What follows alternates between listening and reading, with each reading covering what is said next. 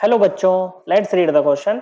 कह रहा है equal volume of 1 molar urea aqueous and 1 molar NaCl aqueous are placed in opposite sides of a U tube separated by semi permeable membrane through which only water can diffuse. Okay बच्चों, what will setup look like at equilibrium. जब equilibrium आ जाएगा तो वो setup कैसा लगेगा बच्चों, हमें बताना है।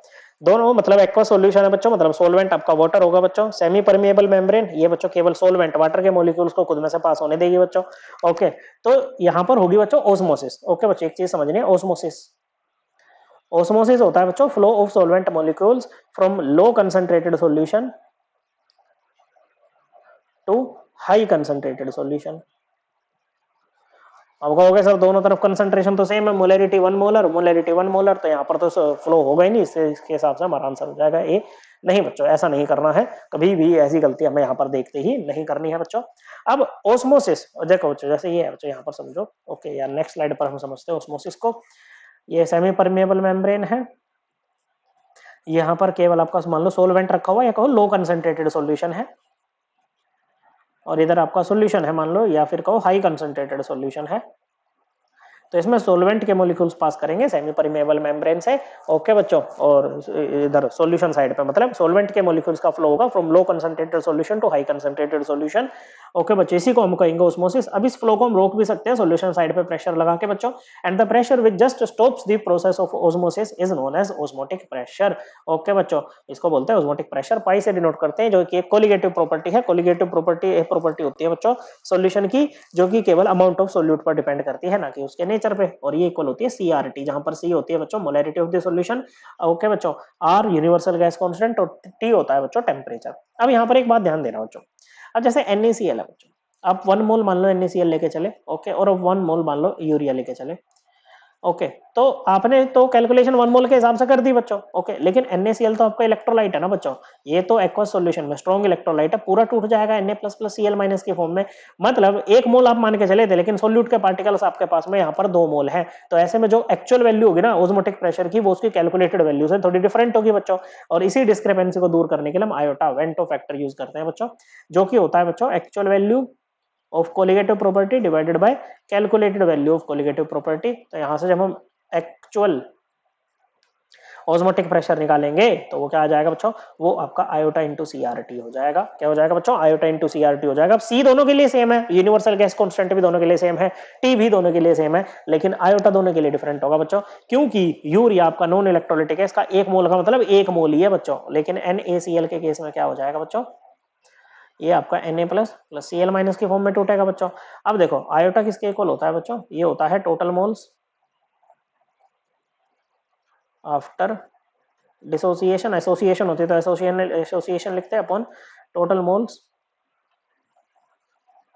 Before dissociation. तो सपोज करो इनिशियली आप इसके A मोल लेकर के चले, तो इसका कुछ नहीं, इसका कुछ नहीं, डिसोसिएशन हो जाएगा तो इसका कुछ नहीं बचेगा, इसके भी A मोल बनेंगे, इसके भी A मोल बनेंगे। ओके बच्चों, तो यहाँ पर आयोटा क्या हो जाएगा बच्चों, ये हो जाएगा A+A मतलब 2A mole upon A mole equal to 2। Okay बच्चों, तो जो ओस्मोटिक प्रेशर होगा ना NaCl के केस में, वो कितना हो जाएगा बच्चों, वो हो जाएगा 2CRT, और ओस्मोटिक प्रेशर जो यूरिया के केस में रहेगा वो रहेगा CRT। इसका मतलब है जो ओस्मोटिक प्रेशर है ना बच्चों, वो NaCl वाली साइड पे ज्यादा होगा बच्चों, okay, as compare to osmotic pressure of urea. Okay बच्चों, क्या होगा, ओस्मोटिक प्रेशर ऑफ यूरिया। तो ऐसे में क्या होता है बच्चों कि जिस जिस सॉल्यूशन का आपका ओस्मोटिक प्रेशर ज्यादा होता है ना बच्चों, तो उसको बोलते हैं हाइपरटोनिक। ओके बच्चों, और जिसका कम होता है बच्चों, जैसे कि यूरिया का यहाँ पर कम है, तो हम इसको बोलेंगे हाइपोटोनिक। ओके बच्चों, तो यहां पर क्या होगा बच्चों, अभी फ्लो ऑफ सोलवेंट मॉलिक्यूल्स होगा बच्चों, और सोलवेंट का मॉलिक्यूल, सोलवेंट के मॉलिक्यूल का फ्लो कब तक होगा, जब तक दोनों साइड का, ओके बच्चों, जब तक दोनों साइड का ऑस्मोटिक प्रेशर इक्वल नहीं हो जाता। अब इक्वल करने के लिए या तो इसका ऑस्मोटिक प्रेशर बढ़ाओ या फिर इसका घटाओ, तो बेटर यही रहता है कि इसका घटा दो बच्चों। ओके बच्चों, इसका क्या कर दो बच्चों, इसका आप कम कर दो हाइपरटोनिक वाले का। ओके बच्चों, एक सेकेंड, एक सेकंड बच्चों, हाइपर, अच्छा हाँ, ये हाइपरटोनिक है ना आपका NaCl, ये यूरिया है बच्चों। ओके, तो आपके पास में दो सॉल्यूशन है ये कम करने के बच्चों, कि भाई अगर दोनों का, दोनों साइड का आपको ये ऑस्मोटिक प्रेशर सेम करना है ना, या तो हाइपरटोनिक वाले का घटा दो या हाइपोटोनिक वाले का बढ़ा दो बच्चों। ओके, तो हम यहाँ पर क्या करते हैं बच्चों, जब ये दोनों कॉन्टेक्ट में है, सेमी परमिएबल मेम्ब्रेन है जिसमें से केवल वाटर पास कर सकता है, तो हम ऐसे में हाइपोटोनिक वाले का जो है ऑस्मोटिक प्रेशर बढ़ा सकते हैं, क्योंकि सी क्या है, मोलैरिटी है, मोलैरिटी होता है number of moles of solute divided by volume of solution in litre.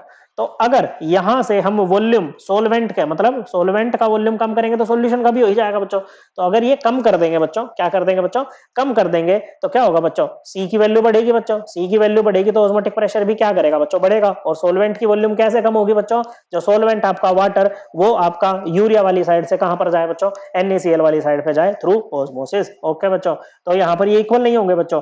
Okay, जो लेवल होगा ना बच्चों वो NaCl वाली साइड का ज्यादा होगा बच्चों, क्या होगा बच्चों, NaCl वाली साइड का ज्यादा होगा बच्चों। शुरू में तो इक्वल वॉल्यूम ही था इनका। ओके बच्चों, लेकिन जब इक्विलिब्रियम आएगा ना तो NaCl वाली साइड का ज्यादा होगा, और ये फ्लो तब तक रहेगा जब तक ये दोनों आइसोटोनिक नहीं हो जाते, मतलब दोनों का ऑस्मोटिक प्रेशर इक्वल नहीं हो जाता। ओके बच्चों, तो ऐसा भी नहीं, ये तो नहीं है, ये हमने पहले काट दिया बच्चों। ओके, ये आपका यूरिया वाली साइड पे बढ़ा दिया, मतलब जो फ्लो है वो इस साइड में हो रहा है, नहीं बच्चों इस साइड में नहीं होगा, इस तरह से होगा। Correct answer option B.